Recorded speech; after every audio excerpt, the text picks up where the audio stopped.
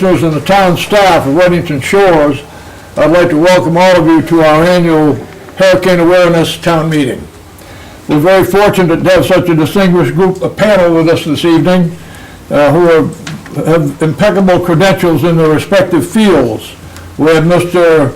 Aniki Rizzola from Pinellas County Emergency Management, with Chief Terry Hughes, Indian Shores, Weddington Shores Police Department, with Chief Heather Burford, Seminole Fire and Rescue, Brad Dykens, Seminole Fire and Rescue, and Brian McClure, Evening Meteorologist, Bay News 9.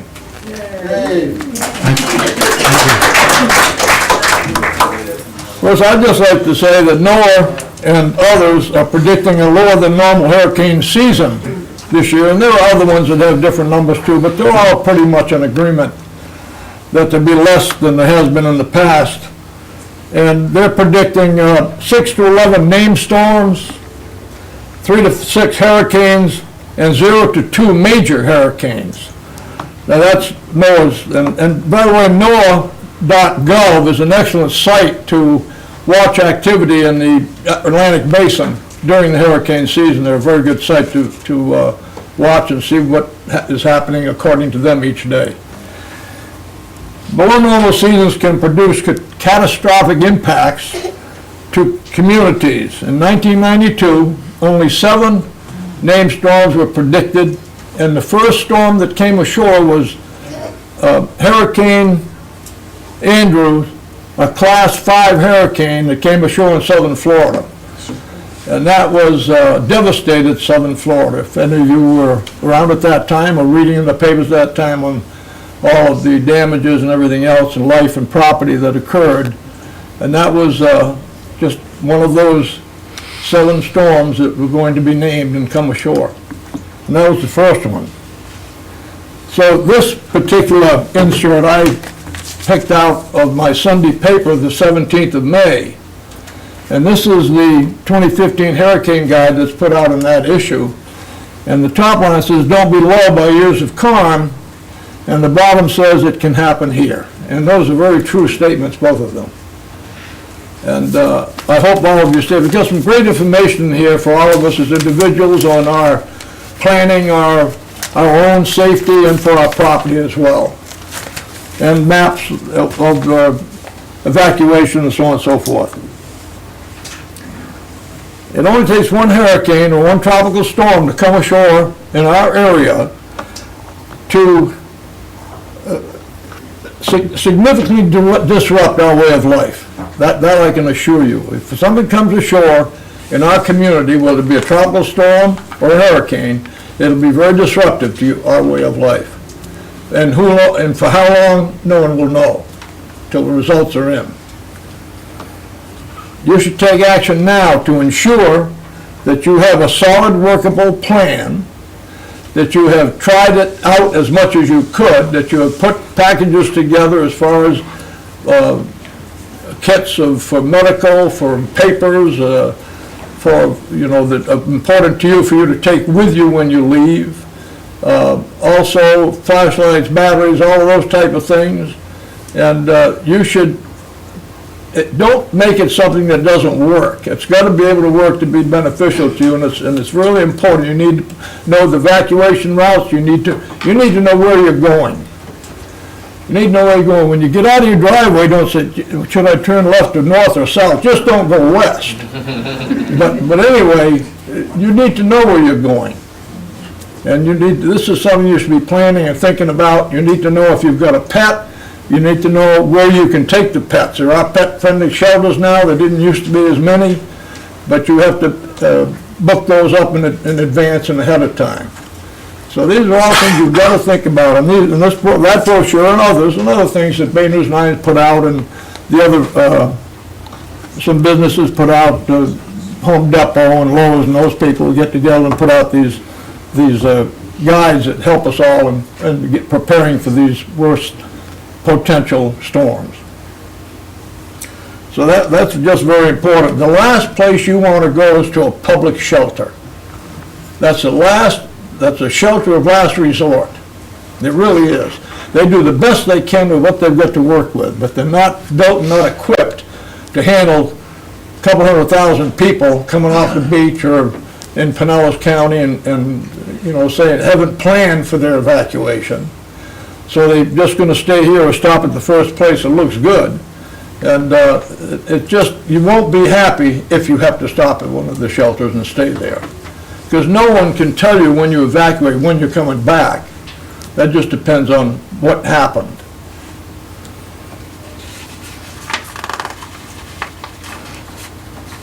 How many of you have ever experienced a mandatory evacuation in Pinellas County? Very good, very good. I was just talking about this with the mayor the other day, and I was saying that we decided that we were both involved in 3. Now, I want you to listen closely to this, because I said, well, I was involved, I think it was, I knew it was Alina, and I thought it was George or something like that. I didn't get it quite right, but I think that's right. And Charlie. We said he was involved in 3 also. I said, oh, but he says 1, he was a commercial air pilot, by the way. He was a commercial pilot. And before he got this easy job here. And then he told me that 1, he was still a commercial pilot and they wouldn't let him land back in the Tampa Bay area. So he's counting that as an evacuation. It's a little shaky. So that was about that one. But Labor Day will mark, this Labor Day will mark the 30th anniversary of Alina. Alina was another one of these storms that was not, that did not come ashore in Pinellas County. It came ashore in Mississippi later. But it went up the coast and about 80 miles north of us, up around Cedar Key somewhere, lost its steering currents, and sat there for about 3 days. And that's the first one that I had to evacuate from. I live on the beach. I live on the beach at the Shore of Marin, Reddington Shores, and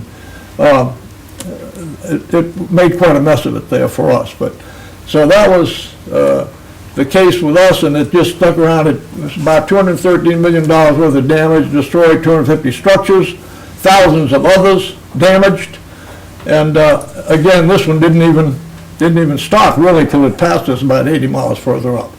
So they can cause all kinds of damage. The surf beat us to death. We had 6-foot tide. We had 7 foot in the bay. So these storms can cause you a lot of problems. But it's imperative that you take care of yourself. I'm not responsible for you. There's nobody up here that's responsible for you, or over there. You're responsible for you. We're responsible for us. So you got to remember that. We'll do everything we can. We'll give you the information. We'll try to help you and answer questions and things like that. We have a building official that's could assist you in mitigation to your property, make it less vulnerable to a disaster, to a storm, and help you with those projects and things like that. But you have to do it yourself. And with that, and we'll generally hold the questions until at the end, and then we can have the questions, and then we will, if you will, we can adjourn for pizza after that. So thank you. Nikki? Mr. Zola. Good evening. Thank you, Commissioner. They say when you want to impart an important message, you want to say it more than once. So you're probably going to hear a lot of similar concepts being repeated over and over again. The Commissioner kind of stole my thunder, but a little bit here. But I'll just say I'll give you two different groupings of numbers: 7, 3, 1, 8, 4, 1. The first is what Colorado State University is predicting in terms of tropical storms, hurricanes, and major storms for 2015. The second number, which is very similar and was a very low year, was 1992. So, and I don't know if anyone lived in South Florida, but I'm from South Florida, so I certainly got to experience, unfortunately, Andrew, and it was just a slow year, apparently. So it only takes one. Make a plan. I think it's been stressed today. You know, where do you need to go? Obviously, if you live here, you can't stay here. It's a really easy choice there. It's not safe to stay here. Shelters are lifeboats, not cruise ships. There's not a lot of elbow room. In fact, there's no elbow room. You're lucky if there's some food, you know, those Coast Guard crackers that they stick in some water that's been sitting there for a while. And I say that facetiously because the school system's great when it comes to supplying our schools. But realize if you're going to end up in a shelter, come prepared too. But the better advice, stay with friends, family. Don't evacuate hundreds of miles, evacuate tens of miles. Special needs. If you or a loved one have special needs, now is the time to register. And you're going to be talking a little bit more about it in terms of the special need registration. It is so critical. That way, we know that there's a need for you to come to an evacuation shelter that's appropriate for your condition. Certainly, I would advise you not to stay here. I can't stress that enough. Sometimes folks say, well, I have shutters on my condo, or my home is elevated. There was a really interesting study that an engineer did looking at Mexican resorts after one of the hurricanes down there a couple of years ago. And a lot of those resorts are built to similar codes. And the resorts that, in some cases, the condos had shutters on one side of the building still took damage because the other side of the building didn't have shutters and it just literally blew through the entire floor. So don't assume that you're going to be safe. Even if you are safe and you're like, well, we're completely protected, if you're up there, you'll probably not have elevator, you won't have electricity, you're going to be stuck there. It's going to be really, really uncomfortable, so that even if you think your building is safe, it's probably not the place for you to be. And one of the last things I can say about building safety is, if you're in doubt about the power of water, look at what's happening in Texas right now. And look at that home that was literally lifted off its pilings, that was elevated for flooding and taken down the river, and unfortunately with tragic loss of life. So don't underestimate Mother Nature. As the county, we have ways to work. We work with the city, with the town, we work with the police department, with the fire department. They're part of the team that comes together to make those tough decisions about evacuation when we have to go. And we'll certainly work, they're strong partners in that. We'll get the word out to you through our media partners like Bay News 9. We'll get the word out through things like First Call, which is a way where we can do reverse 911 for residences. We'll get the word out to you through your cell phone. We now have the ability to send emergency texts to cell phones in all of Pinellas County and give you appropriate instructions. So don't say you didn't know. We're here today, we're trying to get the word out, and we'll certainly get the word out when the time comes. So it's so critical. I'm going to leave you with one thing. I'm going to show you something on the screen. Commissioner Holmes said I only had 30 minutes to talk. Just kidding. So let me switch over.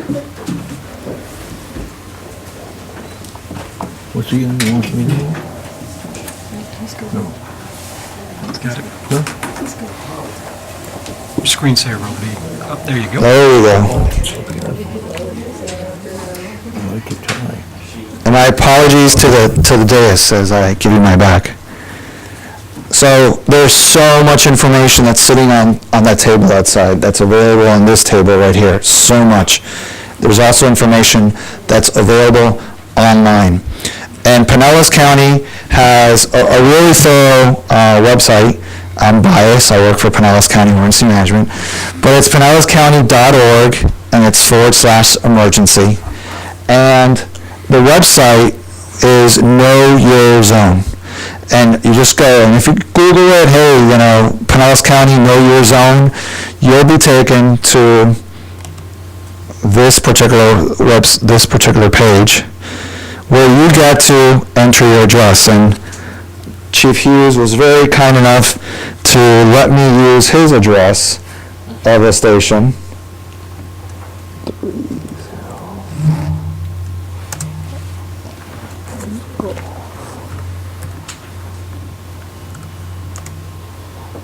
It's really cool. It even self-populates as it's coming along. So right off the bat, it's telling you, hey, right now there's not an evacuation in effect. Okay, that's good. There's no evacuation in effect. But if there was one, it would tell you right now where you're at, what your jurisdiction is, who's your police department, who's your fire department, and it'll tell you what closest shelters you have. And clearly, you all live in a Bay Island, so you're all in level A evacuation. Okay, so that's an easy one. That's a real easy one. But I think it's important sometimes if you want to get that information, maybe you're planning on evacuating to a hotel, or you're planning to go to a friend's house, you may want to find out where they live and what the storm surge is. I'm going to show you one more tool, and then I'll finish for this evening, which is, it's a new application, and it's called Storm Surge Protector. It's a new app that we have come out with. And actually, Pinellas County, Sally Bishop just received an award at the Governor's Hurricane Conference for this app. And this is going to be, once again, I'm going to plug in the address.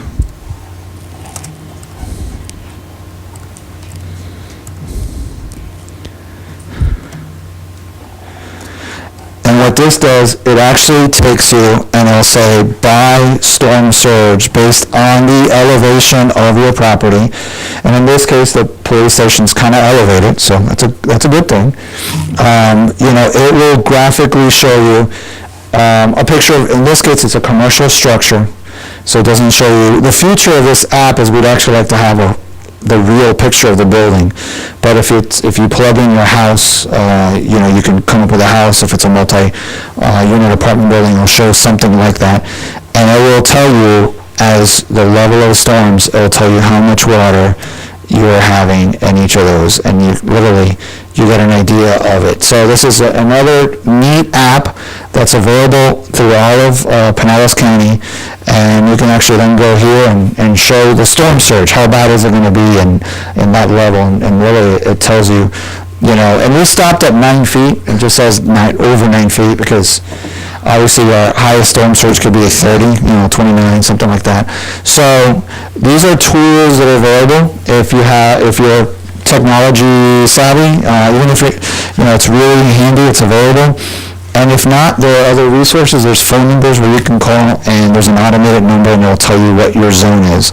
So please never say you didn't know. All right. So, and like Commissioner Holmes says, it comes down to personal preparedness. It's going to take us days if we get hit by any storm before we can get to you, before we can start providing services. At that point, we're saving lives. We're trying to clear the roads. We're trying to get power to hospitals. Before you'll start seeing feeding trucks and distribution points for pods, for tarps and things of that nature. So it's personal preparedness is key. So with that, thank you very much, and I'll take questions at the end. So. Thank you. Thank you, Nathan. Thank you. Okay, Chief. Thank you, Vice Mayor. As my distinguished colleagues have said, I'm going to briefly touch on the evacuation.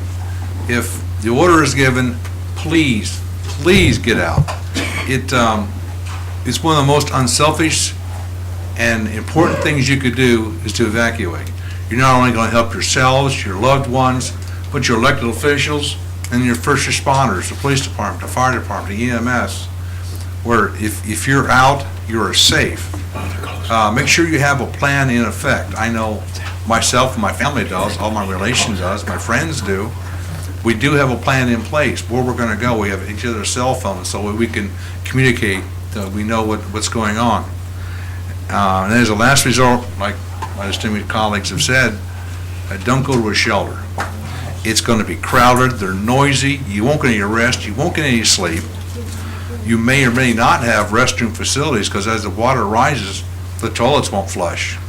And if you're in this room with 60 to 100 people and just around the corners of restrooms and they're not flushing, you're going to be with that stench 24/7. And again, they may not have a lot of supplies, and supplies may be rationed. And another thing is that once the winds hit 45 miles an hour, the fire department or EMS do not respond. Once it hits 50, the police department, we won't respond. You're by yourself. If you fall, break a leg, anything, once we're off the island, we're off the island. That means you're on your own. Everybody has been asking about these re-entry tags. So I thought I'd really talk about the re-entry tags once the storm is passed. everyone has a misconception that once the storm is gone, they're gonna come right back on the beach. It may take 24, 48, 72 hours. It may even take weeks before it can get back on. It's not really up to your local officials, the police department, fire department, that you're allowed back on the island. That's gonna be made by, at the very least, by your county commissioners, the governor, FEMA, or even the federal government itself. Once they say it's clear to come back on, then you'll be using your entry tag to get in. But if you don't have an entry tag, you're not gonna get in. And remember also, when you do re-enter the island, for the first couple times, it may only be for a couple hours or maybe just one day, and they're gonna ask you to go back off the island. Because there's gonna be no power, no water, no sewage, you're not gonna have any food, and if you had a home here, it could be gone, you probably won't even have any shelter. And something else to think about is flat tires if you drive out here. When they do the first push and clear the roads and say it's okay to come on, they're not gonna sweep the streets, make sure all the nails, glass, and all the other objects are off the street. So if you come on here, plan on bringing a lot of Fix-A-Flat with you, because I guarantee you will have a flat tire.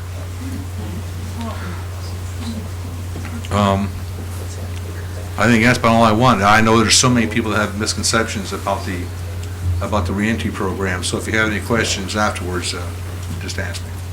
Thank you.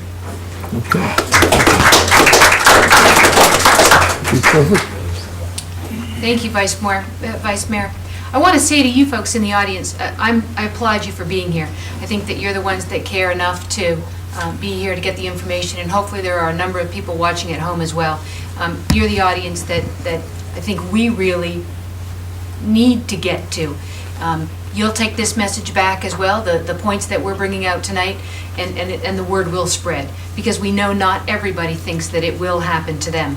The reason the Seminole Fire Department is here tonight is because, in conjunction with the Madera Beach Fire Department, we serve as your emergency response agency for fire and EMS. And I want to just take a minute and quickly explain our capabilities, what we have in terms of resources for you, in addition to protecting the Seminole Fire District, and then a little bit about the before, during, and after of what it would look like for our department during an incident, as an incident approaches.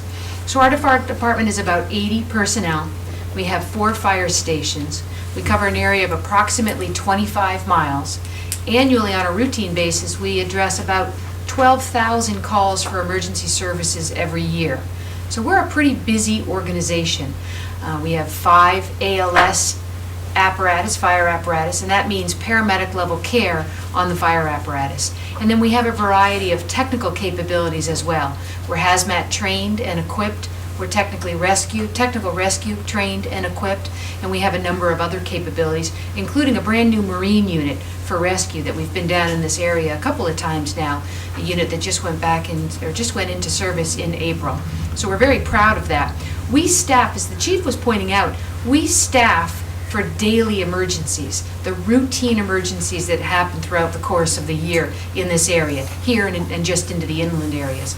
We don't typically staff for the catastrophic event.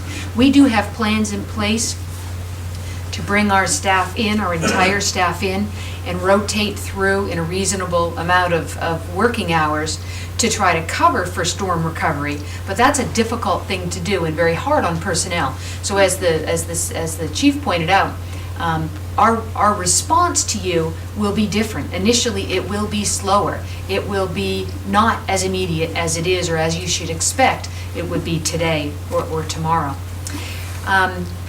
Typically what happens before a storm is, or as a storm is approaching, so we're getting a little bit closer, we'll do things, and let me step back a little bit. Storm preparation and this kind of emergency management work is something that's ongoing throughout the year for most of our organizations. I know the police department does this as well. Emergency management is a routine part of the fire department now. So every month we're doing something associated with storm and natural and man-made disaster recovery efforts. As we approach hurricane season, though, the focus becomes more on Mother Nature and what it's capable of doing. So these days, it's about hurricane preparation in particular. But it becomes making sure that ourselves are taken care of, our buildings are taken care of, our personnel are taken care of. We really stress to our employees that your families have to be able to be without them so that they can be with us to respond. And that's really important. A firefighter who's on duty, there to respond to you, has to be able to be focused on you and not on their family. So we work very hard. In fact, Brad has just finished a number of presentations to our staff to make sure that they understand how secure their families have to be as well.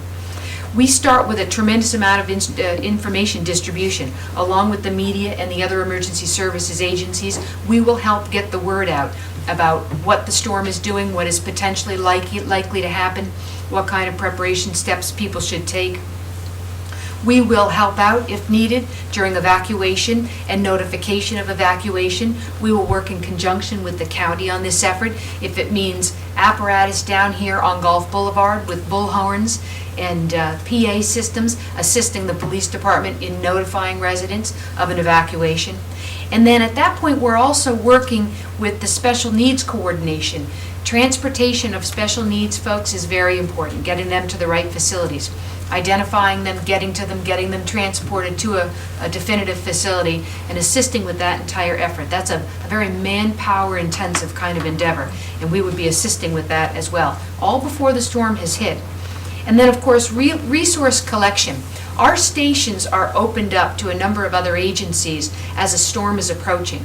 We like to have a Pinellas County Sheriff's Office representative and vehicle inside our buildings. We sneak in a Sunstar ambulance or two. We love to have the Duke Energy guys inside our buildings, protected with their staff, but also ready to respond once the storm has passed. So having that collection of people tightly packed into our buildings, which are at minimum Category 3 and as high as Category 5 in the near future with the new station that we're going to be building. That's important to have those resources so that we're not waiting for them to get in to then respond to your needs. They're there already in the firehouses, and we can start to push out from there, centrally located in the neighborhoods. During the storm, as the chief mentioned, we're hunkered down at certain points, but we're going to be monitoring and watching what's happening. We're really trying to connect now in with social media and try to do some surveillance through Twitter accounts and Facebook accounts as people still have electricity during the storm, or as people are able to tweet, as they say, what's happening in their neighborhoods. We will have an early sense of the kind of damage that's going to be happening. We're about to launch some social media websites and pages within the city that will act as a conduit for that, for information flow, but a way for us to start to understand what's physically happening down here before we even get here, before we're even out of the building. And then we're also maintaining our own safety, of course, hoping and ensuring that our buildings are staying safe while the storm is ongoing. And then the minute things turn blue, the sky turns blue, and that's usually what happens. The weather turns quite nice, very humid, the sun comes out, and the restoration, the response, and the mitigation begins at that point. And it really is for us initially all about taking care of immediate crisis, life and what we call life and limb-threatening kinds of incidents where critical patients are in need of our services, and then simultaneously doing what we call preliminary windshield damage assessment. And it literally is that. It's apparatus, it's staff vehicles out in the neighborhoods logging to the county what kind of damage we see in what areas of our communities. And that's really important because that starts to give the county the sense of what kind of resources we're going to need, where the priority is going to be, what areas are hit the hardest, and where those resources need to be allocated, and what our preliminary needs are going to be. Search and rescue is going to be key. We know that not everybody, unfortunately, as much as it's so important that you do evacuate, we know that some will not. And those usually become a big issue for us. And that's in the form of a search and rescue kind of an operation. It's time consuming, it's dangerous for us, and a lot of times it's a negative result. But that's a big part of our response afterwards. We'll also be trying to understand what your needs are. In order to get back onto the island, there's going to be some basic safety needs that need to be taken care of. Power lines need to be removed from roadways, roads need to be cleared and opened up, and working in conjunction with the county resources, some of our resources, that's what we're going to do to kind of speed up the process so that you can get back onto the island. There's sort of a general restoration effort that we're making the entire time. One of the keys too, and the big responsibility that we have, is this idea of reporting and documenting for the purposes of FEMA. If the governor and the president are going to declare the area a declaration of disaster for funding purposes, it's very, very important that our work is documented monetarily and damage-wise, so that those kinds of decisions can be made as quickly as possible. That gets assistance in from the federal government and the state to assist you folks as well. So that's pretty important. And then this whole endeavor that goes on for days and weeks and months afterwards of a return to normal kind of activity. And that really is where people start to get a little tired and it starts to get old, months after the storm, where businesses are trying to come back into place and residents are trying to get built back up. It's a lengthy, lengthy process. I've only been down here for about a year and a half. I came out of Connecticut after 3 major storms. In terms of Connecticut classification, I went through Hurricane Irene, Hurricane Sandy, and then what we called Snowtober, which was 24 inches of snow that landed while the leaves were still on the trees. It was devastating. Personally, I was out of power for 21 days total in those 3 storms. And you talk about storm fatigue, but we learned a lot. We learned about what's important to people. Communication is key. We will try, along with these folks and in conjunction with the county, to try to keep you as informed as possible. Even if we give you bad news, it's news and people demand it. The media is wonderful these days, and there's a constant stream of information coming in. We need to be doing the same to you. And at times it may become antiquated as a bulletin board where you might be able to go and get information about what's happening in your neighborhoods, potentially some pictures that we can take before you can get in, so you have a sense of what's going on.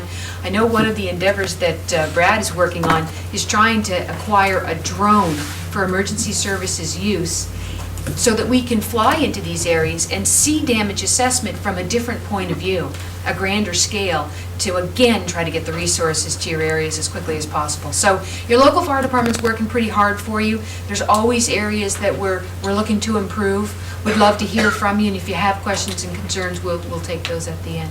Thank you very much. Thank you. Brad, please. Thank you, Chief. Thank you, Vice Mayor.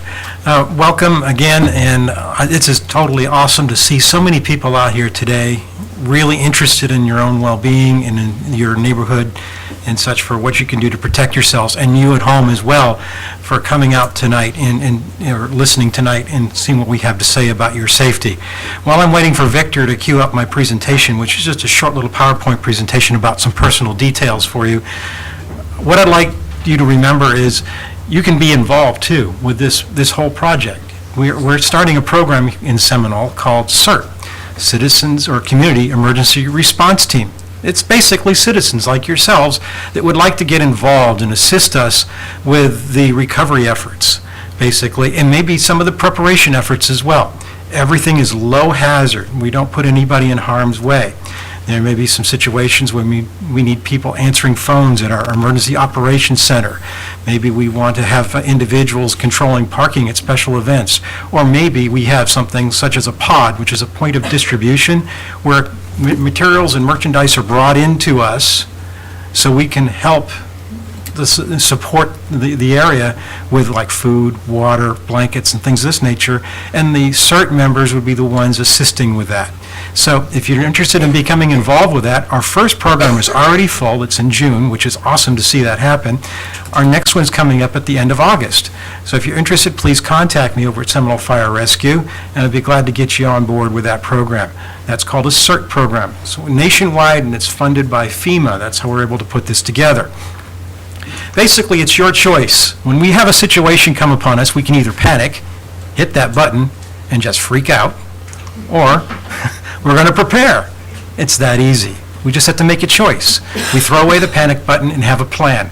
Now, you've heard the county speak about having a plan. The plan is your personal plan, not your neighbors, not your friends, your plan, how you're going to protect yourselves and your loved ones when this situation does come in place. You want to make decisions now to avoid the stresses that come on with a storm. We always feel those stresses. Everybody, even if you're prepared, you feel the stresses. Why overburden yourself? Have a plan of what you're going to do, where you're going to go for shelter, what types of things we're going to have stored and stashed away for our needs in the future. Make sure everybody in the home understands the plan. Share that plan with your family, your friends, and any out-of-town relatives. Let them know what your plan is and contact information. So we have some accountability for you. We understand that you're taken care of well, and we all have confidence for that. Then practice that plan. Practice it well. That means sit down and talk about it with your family members. We do that. We call it a tabletop exercise in the first response world. We actually sit down and say, okay, when something happens, you're going to do this, we're going to do that, we're going to have all of our goods put together, and in case the roof blows off the house or the windows fail and we're still in the house, we're going to go to this central room located here, and this is where our point of reference and safety is going to be. So you need to have that plan. We don't want to make these decisions at the time the emergency happens. Have a decision ahead of time. We also want to have a survival kit prepared. Gotta have. We just got to have water, okay? You have to have 1 gallon per person per day for water. So several cases of water, if you're into bottled water, it might be in order. Or just gallon jugs if you want to. Some people even get bladders and put it in their bathtubs and fill up their bathtub with this bladder full of fresh water, and we have plenty of water for the members of the household. There's non-perishable food we can use, such as crackers and soups that are ready to eat and things of this nature. Some canned goods that are ready to eat. This is all what you want to have for your survival kit. Medications. In regards to medications, if you take pharmaceuticals that are on prescription basis, talk to your doctor. Have your doctor give you a prescription for 2 weeks extra. That 2 weeks will be vital for you, because when the power goes down, pharmacies shut down because everybody's electronically oriented these days, and those pharmacies will shut down. Then we have a first aid kit. You want bandage materials and things. Important papers you want to keep and put aside. I was talking about this with an insurance executive, and he said, by all means, have your insurance papers set aside. Put them in something watertight.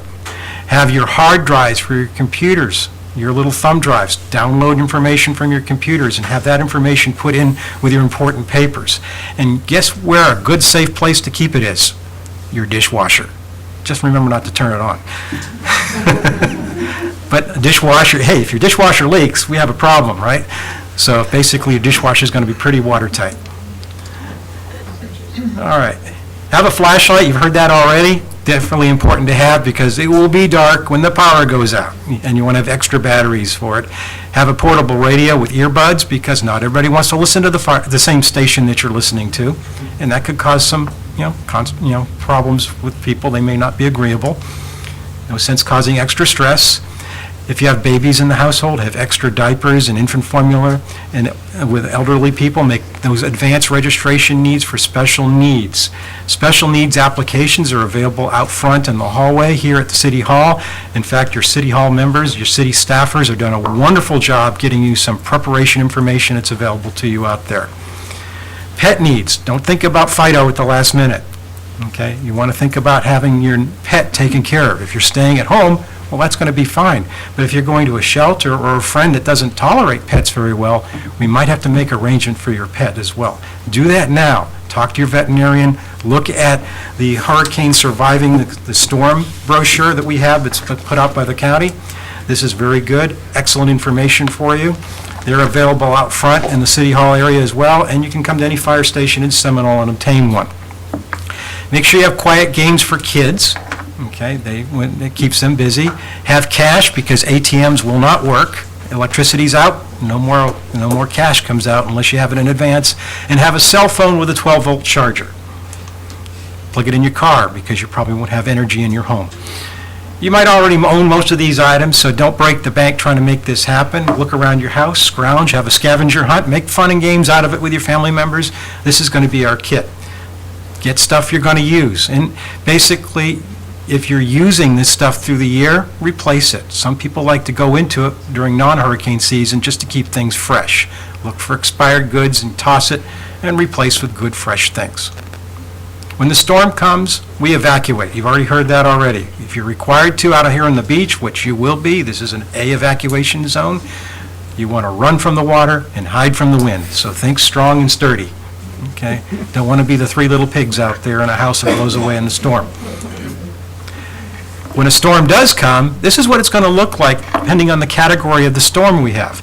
With a Category A storm, the most minor storm, this particular A area here will be underwater. But as the storm progresses and gets worse, Pinellas County could actually turn into two separate islands. The ridge that we have across the bridge, and then South Pinellas around St. Petersburg. So we have to be prepared to expect this. If you're going to go someplace to hide, look for dry areas. The decision needs to be yours. Do I stay or do I go? Know your evacuation level ahead of time. As I said, pick up a hurricane brochure or a guide out front. They'll give you your evacuation zone. They are color-coded according to the different zone you're in. If you live in a mobile home, you can count on leaving. You can be like the Wizard of Oz if you stay in it. You're blown away in the storm. We don't want that to happen. We want you to be safe and sound. Make sure your home is substantially built, and if you're not sure about that, have it inspected by a professional, and they can give you the idea of what you can expect from your home. Consider staying in it if they all say it's fine, or if you're in a higher zone and you feel comfortable with it. As I said earlier, find your evacuation zone. The number that's posted up there is the Pinellas County Emergency Management number. It has some great information for you. Your zone is also on your trim notice that you get for your taxes and such. It's in your utility bill, and it's located in the front of your yellow pages that you get dropped off at your home as well. So we have all that information easily accessible for you. Make sure we pick up one of those Surviving the Storm pamphlets. It has tremendous amounts of information in there for you that'll help keep you and your loved ones safe. Keep your home in good repair if you do decide to save, and harden your home. That means make sure the windows are secure. Duct tape has gone the way of the dodo bird, okay? We don't use duct tape. Duct tape was 60s technology. It does not secure the house. You want to have good windows, good, nice, tight windows. Get your yard in shape. Your lawn chair flying through the air at 100 miles an hour will give somebody a headache permanently. We don't want that to happen. Make sure we have the lawn furniture secured. I have a pool. What I do with my lawn furniture is I toss it in the pool. It's not going to go anywhere, okay? It's going to stay right there. Replace mulch with bark mulch. Pick up loose items, as I said. Prune your trees, especially if they're hanging over your home. Work in the cooler months. Obviously, this presentation's for in the winter. We passed that. We're in the hot months. But be careful when you're out there. Remember to hydrate. Do you rent? Do you own a condo? Follow the rules of your condo association, what your management of your rental is. Basically, see what they want you to do and follow what their rules are. Find out today where you're going to go. Don't wait till the storm happens. Think about it. Think about it and get on top of it and make sure we have a plan put in place. Have your car ready, put plenty of fuel in it. No electricity means no gas pumps. We can't pump gas. And bring your survival kit with you. Bring it with you so you're not encumbering upon your neighbors and friends you're staying with, or maybe you need those items if you're going into a public shelter. Special needs evacuation is by contacting the county. We have the forms here out front as well. Please register those people on board with that. We'll come and pick them up and get them to safe housing for them to ride out the storm. Don't evacuate unnecessarily. Evacuate when you're told to. Just because it's a little thunderstorm out there, we may not have to leave. Tornadoes, severe storms, flooding, hazmat incidents, power, water outages, civil unrest, terrorism, all these are aspects while we evacuate, okay? The same plans go into effect as we do for hurricanes. These are the different things we use to keep our public safe, to keep them out of harm's way. No one plans to fail. We just fail to plan. Please remember these things and take the proper precautions. Thank you very much, and I'll be available for questions as well. Thank you, Brian. All right, I have a PowerPoint also. You made me think of something though. That bladder part about in the bathtub. Right. You know, the company that makes those, they're right here in Pinellas County. That's a brilliant tool. I wish I thought of it. Yeah, exactly. And you can actually pick them up. I forget where they're at. I think they're over by the St. Pete Clearwater Airport. But it's literally just a big bladder. And what's brilliant about it is you fill it up beforehand with, of course, clean water, and then it has a little tab. so that, of course, you can just tap into it, almost kind of like the days of the kegs, you know? And just drink your water right there. It's brilliant. And I'm thinking, okay, how many bathtubs do you have? And you can save all the water that way. Yeah, I love that. I love that idea. By the way, brochures and pens are over there from Bay News 9. Pick them up, take them with you, because I don't want to take them back. What I've learned over the years is I've given tons of these talks, and with some of these same folks. I give a talk for Indian Shores every single year. I tell you the truth, I think we skipped it this year because we were having one here, and they said, you know what, we've done one for so many years, let's not do it this year. But one thing I've learned is I try to make my talk a little different because obviously they've covered all the bases. They do a fantastic job. That's what they're the experts at. So what I try to do is I try to open it up to different things. And I used Indian Shores for many years as almost like a test bed. What did the audience respond to? What did they like? What did they not like? For many years, I would give them weather patterns, what to expect. I've talked about that. I've talked about things like here's historical perspectives. This will happen again. And so what I came up with between the chief meteorologist and I'm the evening meteorologist at Bay News 9 was we came up with an idea to present you with current pattern that we're currently in, but then also give you an idea of misconceptions that people have of tropical meteorology. And if you don't like it, we can go in a different direction. We don't have tons of time anyways, we're running out. So I'll let you kind of lead the talk based on the vibe I'm getting from you and what you want to know. But I'll give you the basics of the pattern that we are in right now. Strong El Nino pattern. You've probably heard this on the national news, even though the national news has no clue what they're talking about when it comes to weather. They are right because they listen to meteorologists, and we're in a strong El Nino pattern. Basically, it's the warming of the Pacific Ocean. And when this happens, about every 5 to 10 years, we get a really strong one like this. It's nothing new. And when it does happen, essentially what you're looking at is strong upper level winds then going across the Atlantic. We've known this for many, many, many years. But the thing is, the stronger the El Nino gets, the stronger these upper level winds get, then you tend not to get as many tropical storms because you get the upper level winds ripping the cloud tops up. Here's the problem. That doesn't necessarily mean it will rip up all the storms, especially close to our country. So I heard one of my colleagues here mention at the beginning that, sure, those forecasts, I love the work that Colorado State does. I love the work that NOAA does. I love that we're trying to figure out the future of tropical forecasting. But I don't like the actual forecasts themselves. I can't stand them. Because it does give you kind of this false idea of, oh, well, we have a lower probability of being hit this year. It has nothing to do with whether you get hit or not. Not a single bit. Because we've already had one subtropical storm, and guess where it formed? Right close to our country, just a few miles offshore. I have a feeling that's what we're going to get this year. I don't think we're going to get hardly any out in the Atlantic. That's what they mean when they say quiet season, strong El Nino, strong upper level winds. It has nothing to do, though, with a hurricane forming 10 miles offshore and doing what Elena did, which ironically, I swear we did not plan this, but I have Elena graphics in here because I thought, you know what, let's talk about Elena a little bit. And then he goes and mentions it, and I've got some graphics in here. So I've changed the talk over the years because I didn't want to spend too much time on weather patterns. If you have questions about that, I'm more than happy to talk about it, but it can get really deep. I mean, it goes into thermocline, water flows in the Atlantic, and what's happening with subtropical highs.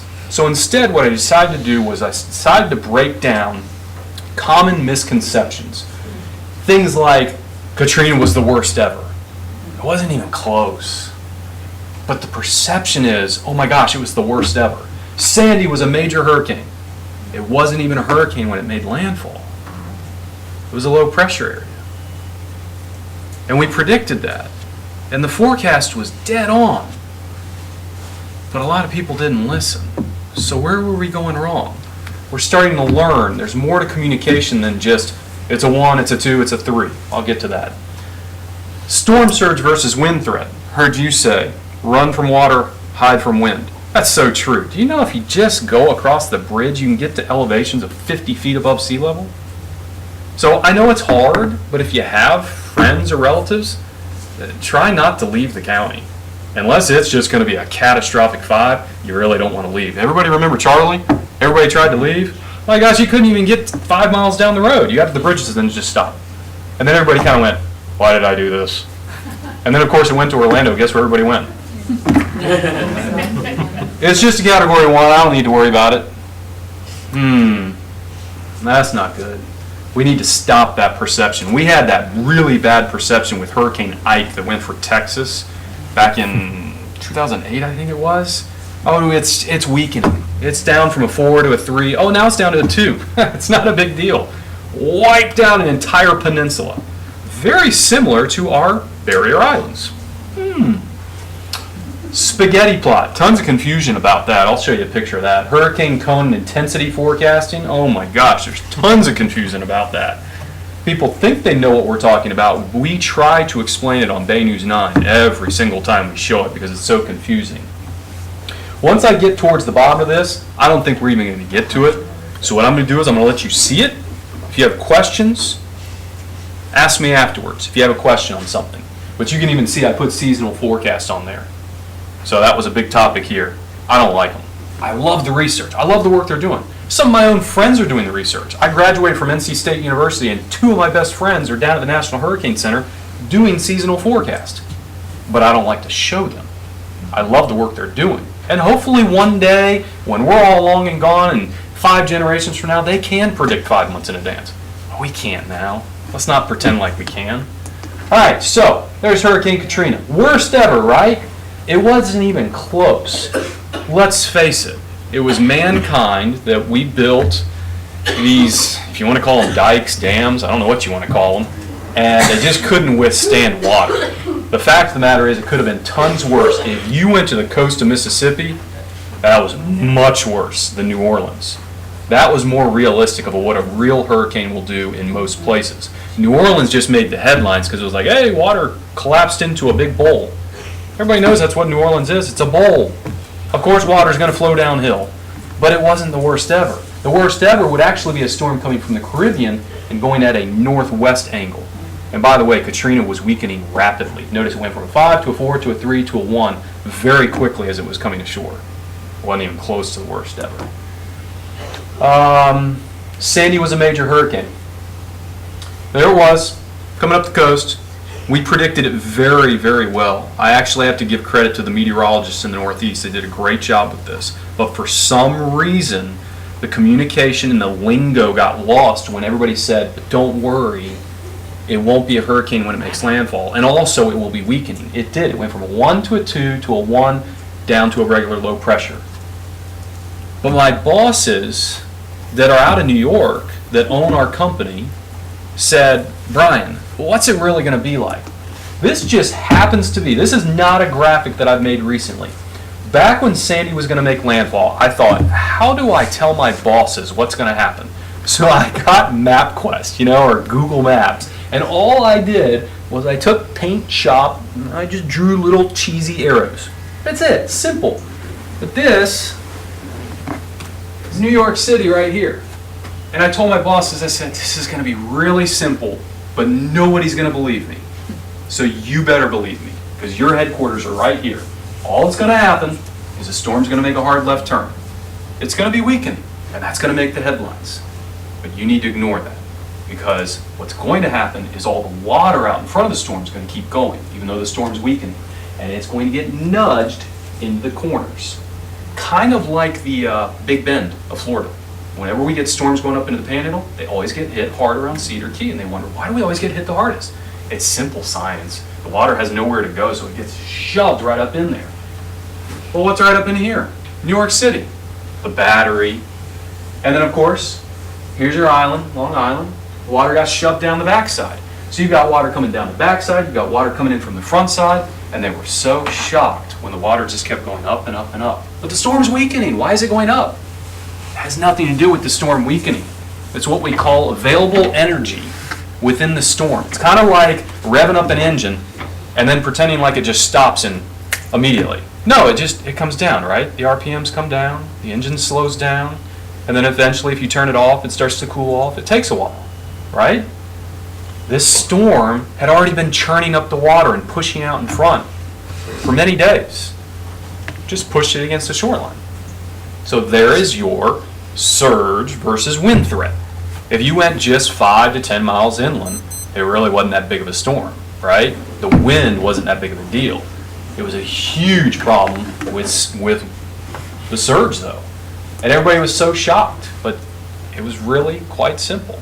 Luckily for us, I personally think people in Florida tend to listen a little bit more to the storm surge, because in the Northeast, they always assume the storms are weakening as they go to the northern latitudes. So they always assume, well, it's probably not going to be that bad. And the problem is Irene had just happened a couple years before that, and because it went so far to the east of them, they thought, well, that wasn't bad, so this won't be bad. Human perceptions are very interesting. It's almost as if meteorology is mixing with human psychology, and going forward, the National Hurricane Center and us are realizing we need to communicate differently. Which, by the way, I heard someone else mention storm surge maps. Okay, National Hurricane Center is a great resource for storm surge maps. What you're going to see moving forward is that if we say Category 3 is coming for us, oh wait, now it's down to a Category 2. Hey, good news, by the time it hits us, it's going to be down to a Category 1. But storm surge is going to be 15 feet. We're going to break them apart. Because for many years, there was a Saffir-Simpson scale that was, if it's a Cat 1, it'll be this many feet. If it's a Cat 2, it'll be this many feet. It's wrong. It's all wrong. Because when Hurricane Ike was going across the Gulf, it was weakening rapidly and falling apart. But the Gulf of Mexico is a big bathtub. So once that water gets shoved up in there, it's going to keep going. Very similar to Sandy.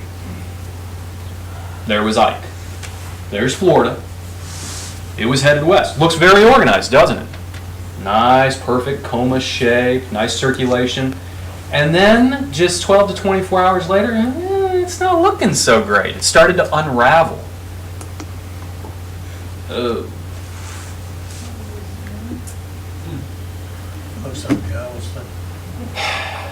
It's just north of Galveston, Bolivar Peninsula, near Gilchrist. This home has become famous, by the way. Yeah. That home has become, and that pool, this is a pool. It's one of those above ground pools. It's become famous. It's become a tourist trap. People drive out there to see that home. There's nothing there now except for that home. And that pool's in the backyard. They just picked it up and moved it around back. I think a barbecue joint opened up across the street from them because they were getting so much business of people driving by. But yeah, if you go on Google Earth, there's nothing around them. That was a weakening storm, falling apart, but the problem was the water was already in its movement. Go to your bathtub and shove the water up against the other side. It's just going to keep going, right? Hurricanes are the same thing. The concepts are really basic, but communicating that to the public, we're finding, it's kind of difficult because people are still stuck in that Saffir-Simpson age of, well, you told me it'll be a 3 down to a 2 down to a 1, so it's weakening, so I can stay in my home. Sadly, people stayed in these homes. Know what storm that is? Anybody know? Elena. Elena. That's Elena, yeah. It never even hit us. Loop to loop. Wasn't a big deal, right? Elena. Oh, man. This is our worst nightmare. So, okay, we don't get hit much here on the West Coast, do we? We just don't. It's a fact. It's hard to get hit on the West Coast of Florida. We will, and we have, but it's harder. It's much easier to get hit on the other side, down to the southeast, because storms can come across the Atlantic and just keep going. But it's hard for them to make the turn back. This is our worst nightmare scenario, because not only in this day and age do people tend to go, oh, so you're pretty confident it's just going to go past us. There's a degree of confidence. We can only be so confident before, you got to remember, there's always error in every forecast. If Elena were to happen these days, people would go nuts. They'd go, oh my gosh, the world is coming to an end. Because it was so crazy. It was going up away from us, then came back, then it kind of spun around, and then it went away from us. And during that time, this happened. I mean, you guys remember. Chewed it up. It just chewed it up. It just sat here and grinded away because it wasn't that the winds were that ferocious. They were strong, But it was more a matter of, it was windy, but the waves just kept crashing at us. That's the general theme I keep telling you. It's water that keeps moving and you can't stop it. So it kept pushing that water, not just into the bay, because on the backside, in the bay, look what was happening. So you push the water up into the bay, it has nowhere to go. It's going to try and either A, come back out, so everybody in the bay, on the bay side, was getting the water coming up into their homes, and on the coastal side, it was crashing in. Which, by the way, yeah, I don't know if you know where this is. This is right here at Indian Rocks Beach. That's where that picture was taken, right about 16th Avenue. I'll tell you what, I did a Google. There it is. Is that 65?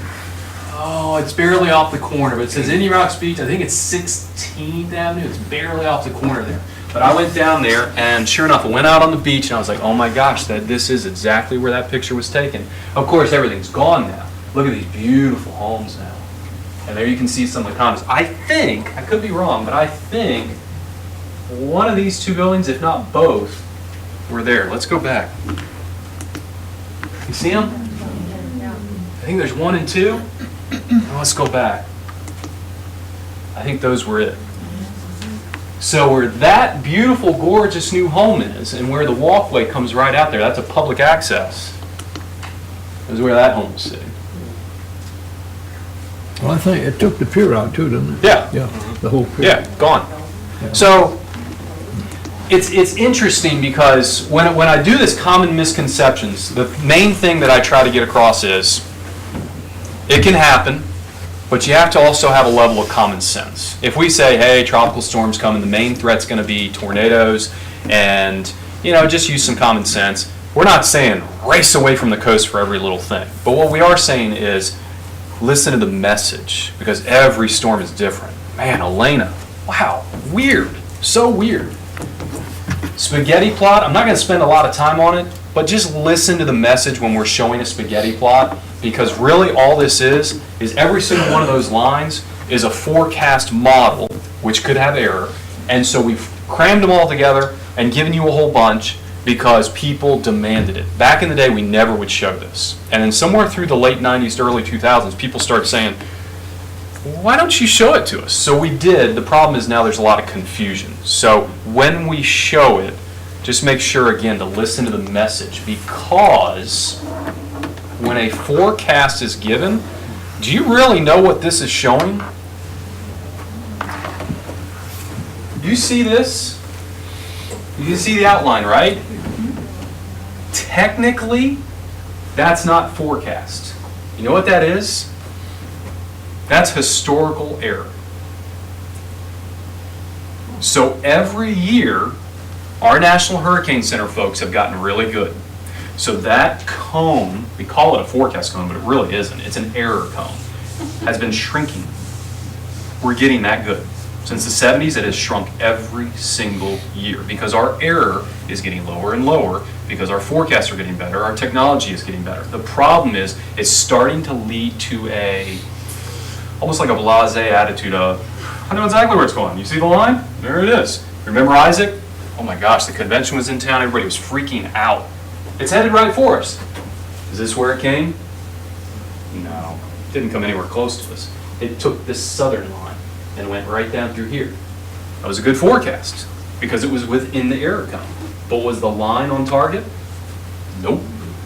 So you got to be careful when you read these. The other thing too is Isaac was forecasted to be a major hurricane.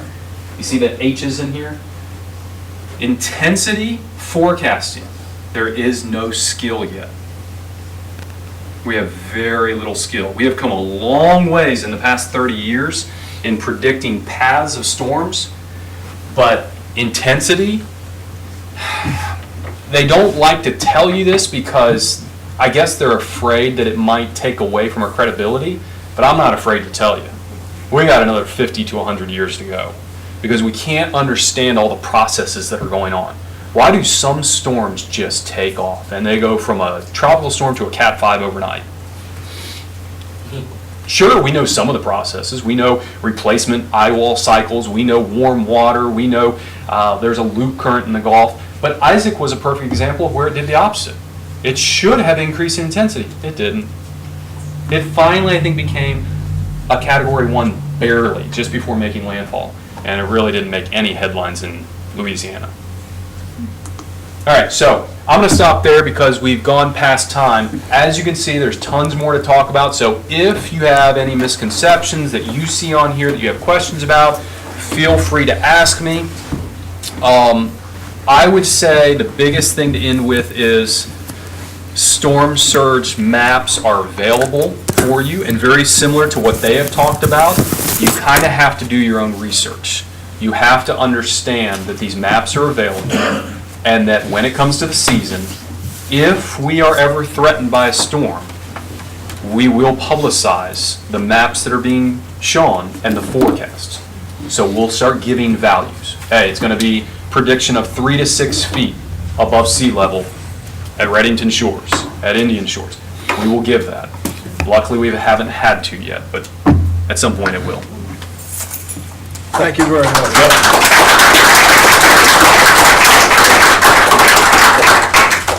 I've been informed that the pizza is ready in the back. If you have questions of the panel, you're welcome to come up and maybe talk to them or ask them or join them at pizza and talk to them there. Mayor, I had a question for you. Hey, Lee, I have one. Oh, excuse me, Mr. Mayor. To Brian, when you said 3 to 4 feet rise, sea rise, that does not or does include the wave action? Does not. Okay. And that's a great question. People have to understand that. Wave action is huge. That's what did all the damage in Elena. It was just the constant crashing up against our coastline. Beat us to death. Yeah, it just beats you to death. You ever go down to, what is it? Do we even call it Upland Beach anymore? Upland Beach has been renourished. Yeah, I was gonna say, yeah. Has anybody been down there recently? We just did a renourishment project there. Right. And it got beat to heck the past 5 to 10 years. My kid actually used to love it because it was so tranquil on the back side of the little inlet. But it gets beat to heck just with normal. Yeah, the scours. Yeah, it just scours it right out. That's a classic place to go if you ever want to see the water doing damage, even on a normal calm day. Was Elena 85, 86? 85. 95. Right. Yeah, That's when I moved my house, when I moved out here. yeah. Didn't go away. No, it didn't want to go away.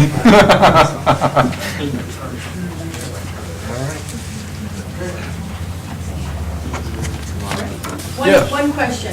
If we, well, not if we're told to evacuate because we live on the shoreline here, how will we know when we can come back on safely? Who do we talk to? Who do we call?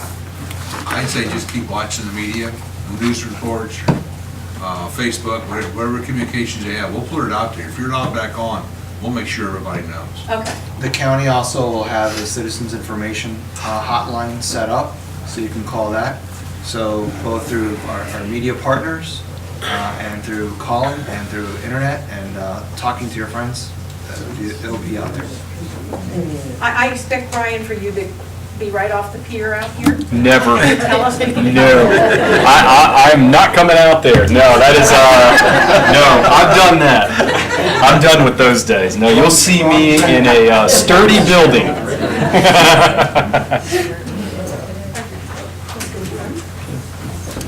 Thank everybody for coming, and we hope that you enjoyed it. Thank you. Great job. That's a wonderful presentation. Yeah.